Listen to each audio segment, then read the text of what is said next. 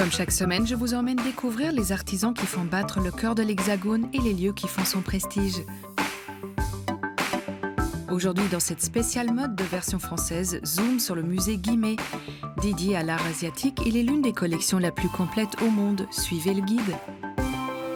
Clara Daguin fait rimer mode et nouvelles technologies, une créatrice lumineuse qui déconstruit les codes fashion. 4, 3, 2, 1, décollage imminent pour un voyage vers la planète mode. Aujourd'hui, un zoom sur l'espace. Entre magicienne et artisan, Capucine Hervaux ennoblit le textile grâce à la broderie. Elle travaille les matières à coups d'aiguille. Et avant de retrouver la créatrice Clara Daguin, tout de suite le point de vue.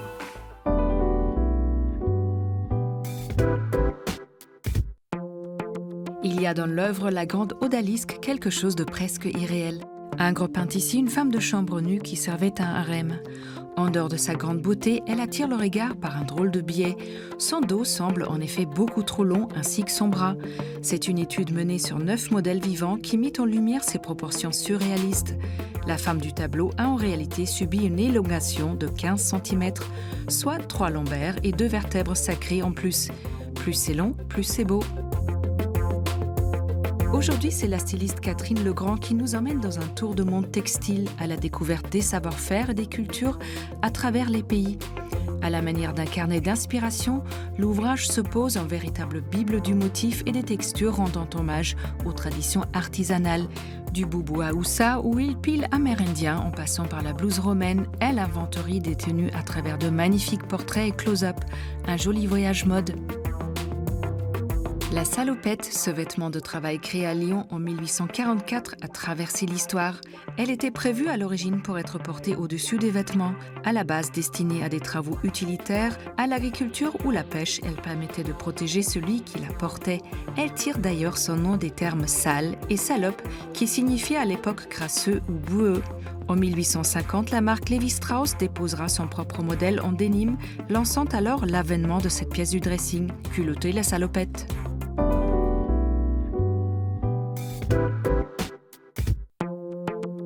Départ pour un voyage au cœur de la culture et l'art du continent asiatique. Nous avons poussé pour vous les portes du musée Guimet.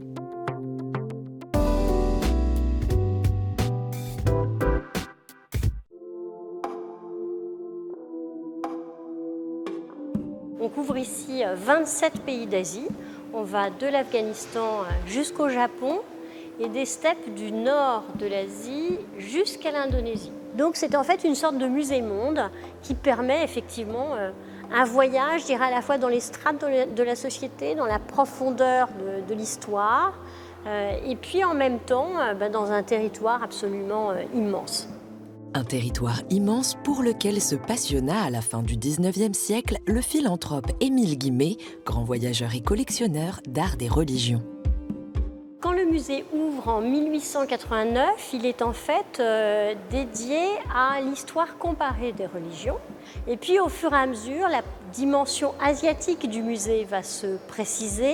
C'est après de nombreuses expéditions à travers les terres marquées par le bouddhisme qu'Émile Guimet transforme peu à peu son musée en pèlerinage oriental.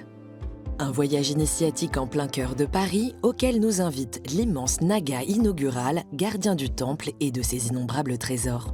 Ici, donc, on est au pied de ce qu'on appelle un naga, donc un serpent, vous voyez, qui a plusieurs têtes, qui est maîtrisé par une sorte de démon qui a lui-même plusieurs têtes. Et cette sculpture, elle vient d'un temple magnifique qui s'appelle le Prakan, qui se trouve à Angkor, au Cambodge. Et c'est un temple qui a été construit au XIIe siècle. C'est un peu la double face, si je puis dire, du musée, qui vous invite à des choses parfois effrayantes, pleines de mystères. Et puis, avec ce sourire, il envoie un message de bienvenue et d'invitation à la découverte aux visiteurs. Des multiples représentations de Bouddha au masque de théâtre populaire, le visiteur navigue tout au long du musée entre art religieux et objets culturels. Autant d'œuvres qui témoignent de l'histoire des civilisations, comme cette impressionnante armure japonaise. Alors cette armure, elle date du XVIIIe, elle est très sophistiquée. Ici, on a du cuir gaufré, de la laque, avec un aspect effrayant donné par le masque, qui est représenté ici avec des moustaches dorées, des soieries précieuses, on les aperçoit là, et toujours cet élément très fort qui sert à repérer le Seigneur et qui est son emblème en quelque sorte, qui figure au-dessus de ce casque. Et ce n'est pas un hasard si cette armure de haut rang est installée sur un coffre. Pourquoi un coffre? Eh bien parce que quand le Seigneur, le daimyo, est absent, pour matérialiser sa présence dans la demeure, on pose son armure sur le coffre qui contient habituellement l'armure. Donc on a en quelque sorte le sentiment d'avoir sa silhouette présente. Japon, Népal, Birmanie, Kazakhstan, toutes les contrées du bout du monde défilent, même la très secrète et inaccessible Corée du Nord et sa capitale Pyongyang. Juste derrière moi, il y a un très très beau paravent qui est une œuvre exceptionnelle du 19e siècle qui appartient à une tradition topographique et cartographique. On aime représenter de façon assez précise le paysage. Et ce très beau paravent est l'occasion en fait, de donner un plan de la ville, de détailler évidemment son système de murs qui l'enferme, le positionnement de ses temples, le détail de ses portes, etc. Et c'est un rare témoignage en fait, sur les paysages de Corée du Nord. Et puis, juste à côté, il y a un paravent d'un artiste coréen qui date de 2018, Ersun Yang. Il y a une chose qui est importante au musée, c'est qu'on continue à acheter des œuvres, pas seulement anciennes, mais de faire entrer dans la collection des œuvres contemporaines. Et ces œuvres contemporaines, en fait, elles prennent place dans le parcours des collections en lien avec les œuvres anciennes, dans une sorte de continuité, voilà, je crois, assez inspirante pour nos visiteurs. C'est en effet l'âme inspirée et le cœur serein que l'on quitte ces mondes empreints de mythologie, peuplés de statues de pierre et de dieux au doux visage.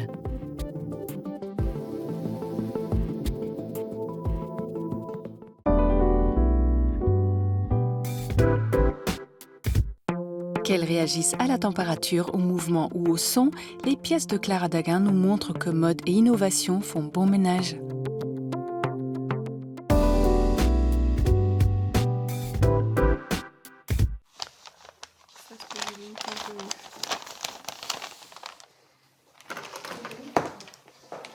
Ce qui m'inspire principalement, c'est vraiment l'époque actuelle où on est à un espèce de moment où la technologie devient vraiment omniprésente. On en a besoin et en même temps on en a un peu peur et c'est tout ça vraiment que je trouve très intéressant entre l'humain et la technologie. Des silhouettes qui s'illuminent, des corps qui réfléchissent, les créations de Clara Daguin sont visionnaires. Repérée en 2016 au Festival de Hyères, la jeune créatrice défie l'univers du textile par ses collections innovantes, mêlant haute couture, recherche technologique et témoignages artistiques. Pour la pièce Atome, qui est une pièce qui réagit au son, toute la broderie est en forme d'onde sonore. Même les perles sont brodées de façon à faire des ondes, des ondulations.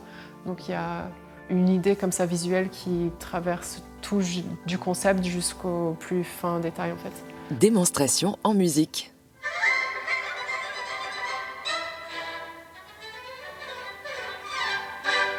Pour cette pièce-là, c'était de la musique. Pour le gros bomber, qui était la version plus couture, c'était le mouvement. Donc quand on bouge autour, en fait, ça fait fluctuer les couleurs de la lumière. Pour Aura, c'est la température, la captation de la température du corps qui fait que quand on rentre dans le vêtement, ça s'illumine. Donc le rapport au corps est très important puisque c'est un vêtement, c'est la seconde peau, c'est la phase avant que la technologie arrive dans le corps, elle est sur le corps. Là, on est sur une broderie qui s'apparente à des côtes au thorax. Et on a un capteur de rythme cardiaque qui vient se clipser sur l'oreille et qui va faire illuminer, pulser la broderie. Et après, on a des perles, des tubes et des broderies qui vont soutenir le circuit, qui est fait en fil conducteur. Une technologie sophistiquée qu'elle intègre dès le dessin des modèles qu'elle imagine sur ordinateur. Il y a vraiment un effet de surprise quand on travaille à l'ordinateur. Ça va très très vite, donc on peut superposer des images, faire des manipulations un peu bizarres qui font que d'un coup on a des formes qui se révèlent qu'on n'aurait pas forcément imaginé tout seul. Ça se passe tout en simultané, c'est-à-dire qu'on a l'image un peu le graphisme global de la pièce qu'on veut avoir à la fin. Donc il faut penser le circuit en même temps que la broderie, c'est-à-dire qu'il faut imaginer comment organiser les LED par exemple d'une certaine manière pour que ça suive le graphisme de la broderie, mais il faut aussi imaginer la broderie pour qu'elle puisse être un support, un soutien pour le circuit. Par exemple, parfois j'utilise des petites LED, enfin des petites perles en verre qui vont faire comme des petits ponts, des petits murs en fait, pour que les LED se calent dessus et tout va ensemble en fait. Un travail peu commun dans le métier de la mode qu'elle confie aux petites mains de son atelier, comme sur cette robe univers qui retrace au fil conducteur les dessins des constellations. Et puis vous avez bien réussi à avoir tous les bleus du même côté, c'est cool. Ouais, on a trouvé la technique. Là. Trop bien. Je trouve ça hyper intéressant de voir autre chose, en fait, de mêler une activité qui soit traditionnelle, donc la broderie, et aussi d'insérer une nouvelle technique que je connais absolument pas et qui m'attire, et de créer en fait un vêtement qui soit déjà super joli quand la lumière s'active. C'est vraiment c'est super sympa, je trouve. De vraies œuvres d'art expérimentales et interactives que Clara aime aussi décliner en version prête-à-porter. Ça, c'était le tout premier bomber avec cette idée d'autoroute. Donc, on avait un peu les traces de marque sur le bitume, par exemple, dessinées ici en plissé. Je trouve que c'est important d'avoir une déclinaison que les gens peuvent s'approprier. Pour faire partie aussi de l'univers et pas que ça soit juste des pièces très artistiques auxquelles on n'a pas accès du tout. Quel que soit le modèle, les vêtements de Clara nous parlent toujours d'avenir et de lumière.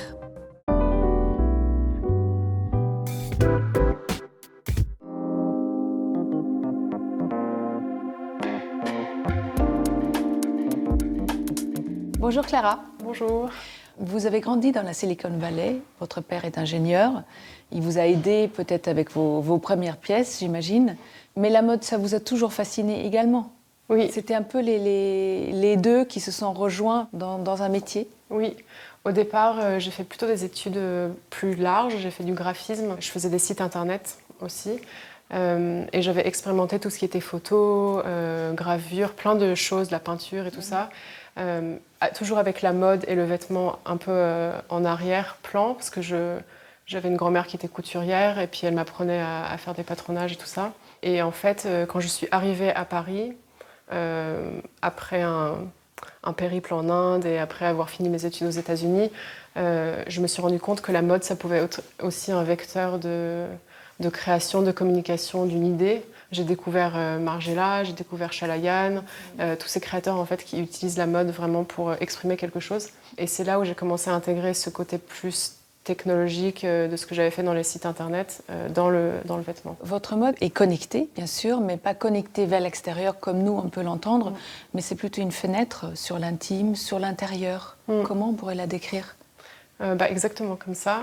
L'idée, c'est pas d'avoir un capteur qui va recevoir des données et qui va les envoyer sur un serveur pour, pour avoir des datas, entre guillemets, ou ce genre de choses. C'est plus, oui, pour exprimer quelque chose. Par exemple, un capteur de rythme cardiaque peut exprimer ce qu'on ressent visuellement vers l'extérieur.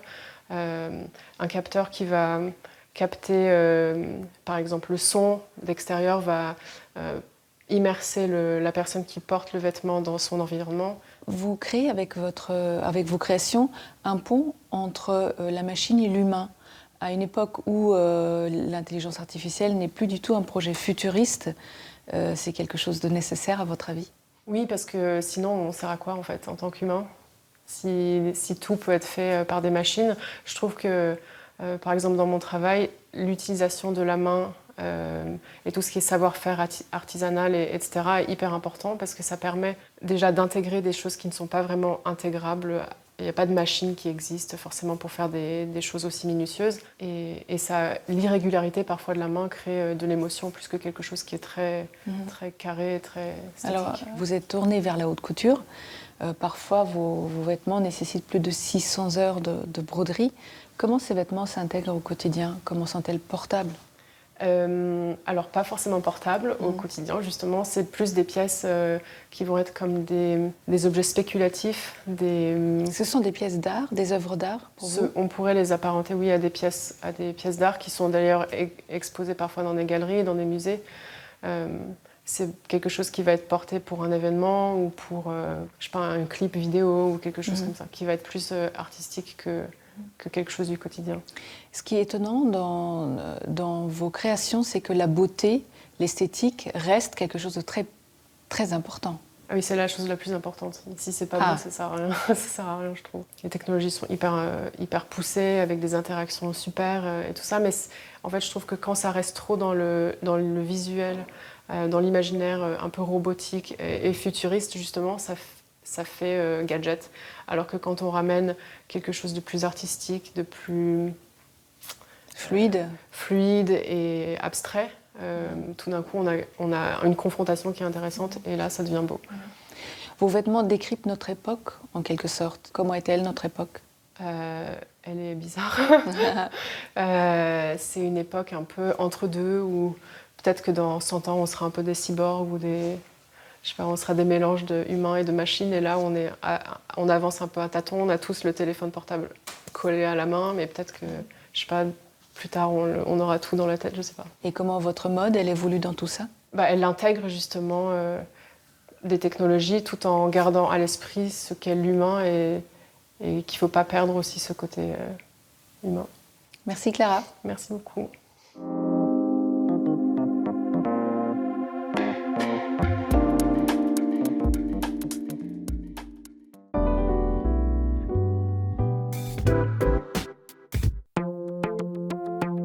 Départ à bord de la fusée Fashion pour un voyage sur le thème de l'espace et des podiums. C'est en mode.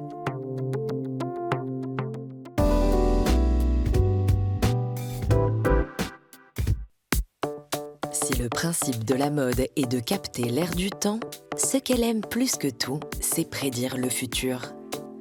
Alors les créateurs plantent leur collection dans l'espace, terrain de tous nos fantasmes d'avenir dystopiques.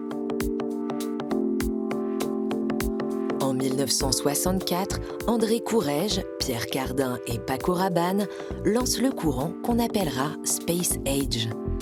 Une mode droite, fonctionnelle et futuriste qui rompt avec la silhouette cintrée des années 50 et sort le vêtement de ses références historiques pour l'emmener dans un futur optimiste. Un demi-siècle plus tard, leur héritage perdure. Désormais à la tête de Courrèges, Nicolas Di Felice multiplie les clins d'œil à son fondateur et joue sur le vinyle, les lignes graphiques et les volumes 60s remis au goût du jour.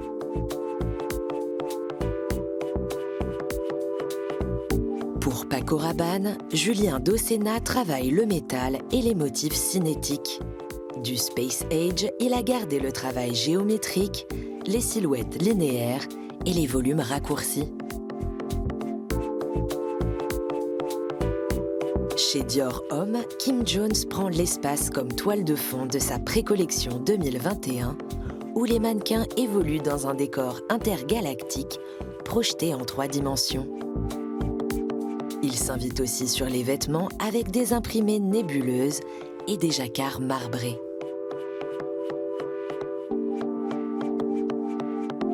La même saison, Kiko Kostadinov propose des motifs solaires sur des vêtements asymétriques, une vision chic de l'espace au service d'une mode sophistiquée. Pendant ce temps, Salvatore Ferragamo plante le décor d'une galaxie inconnue.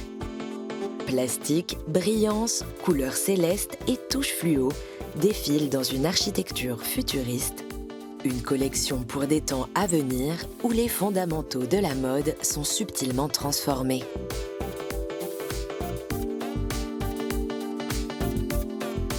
Chez Balmain aussi, direction l'espace. Olivier Roustin fait défiler son armée sur une base aérienne en combinaison métallique et accessoires flashy et plante des néo-cosmonautes stylisés dans un décor lunaire. Pour sa pré-collection Louis Vuitton 2021, Nicolas Ghesquière rêve aussi d'espace et de conquête du ciel, avec des volumes boules, des sangles, du néoprène et des imprimés science-fiction. Un voyage riche de détails et de textures, car si on ne sait pas de quoi sera fait notre avenir sur Mars, autant lui garantir une garde-robe grandiose.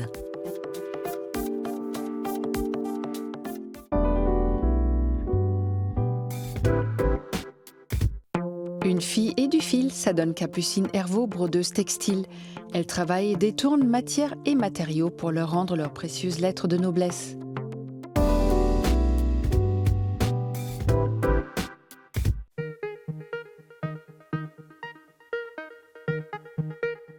J'aime bien quand je brode sur l'envers et que d'un seul coup je repasse sur l'endroit et que j'apporte les petites touches de lumière. Ça, j'ai l'impression que c'est un cadeau que me fait la matière. Donc, j'aime bien ce moment de rencontre avec les fournitures. Pouvoir juste retoucher à la manière d'un peintre peut-être, avec des petites touches, sauf que je travaille avec des perles et pas avec de la peinture. Brodeuse de lumière, Capucine Hervaux voulait enseigner l'art plastique quand, pendant ses études d'art, elle découvre la broderie et ses premières émotions textiles avec des sachets de thé en tissu. Je me rendais compte que chaque sachet de thé était imbibé de théine d'une façon ou d'une autre. Je me suis dit que c'était dommage en fait de ne pas mettre ça en valeur parce que c'était des effets de couleurs et de nuances qui me plaisaient beaucoup. Et puis au fur et à mesure, j'ai eu envie d'y rajouter un peu des perles ou du fil, essayer de faire revivre un peu ces matières oubliées. Et ensuite, ça m'a un peu suivie tout au long des années qui ont suivi. De là naissait une véritable rencontre avec les matières qu'elle ennoblit. Tantôt brodeuse pour le prêt-à-porter de luxe pour des maisons comme Chanel, tantôt brodeuse d'art, Capucine explore et expérimente ce que lui offre la matière dans son atelier bordelais. J'ai l'impression que la matière m'apporte tout quand je l'observe, quand je suis face à elle. Ça m'évoque des choses et en fait j'ai l'impression que la première partie du travail elle est faite par la matière elle-même et moi j'ai juste à orchestrer un peu les choses, les fournitures dessus pour les ennoblir, mais c'est vrai que je suis particulièrement touchée par la matière et c'est ça qui ensuite fait naître la broderie. Lorsque Capucine travaille sur des matières plus classiques comme du textile, elle vient piquer son dessin. Je suis en train de piquer un dessin que j'ai fait et qui va me permettre ensuite de faire passer par les petits trous que je suis en train de piquer des pigments qui se trouvent ici.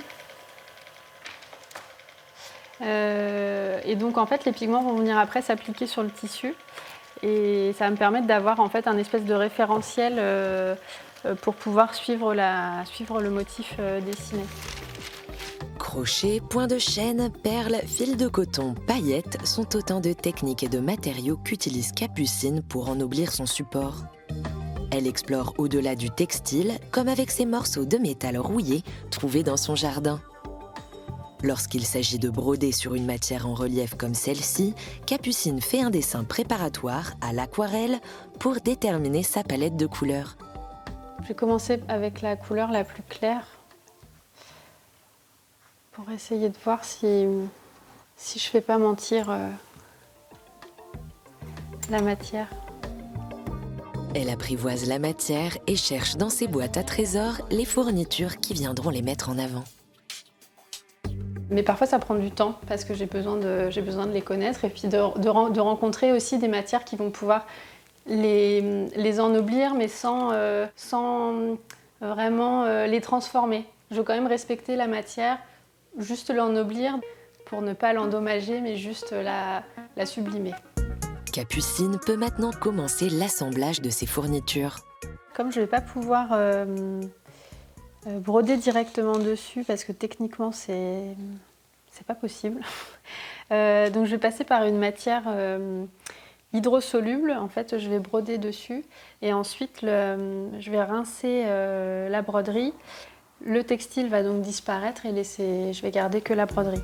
Comme par magie, le support disparaît pour laisser apparaître sa toile brodée. Brodeuse de lumière et exploratrice au service de la matière, Capucine Hervaux brode, assemble, mais surtout ennoblit.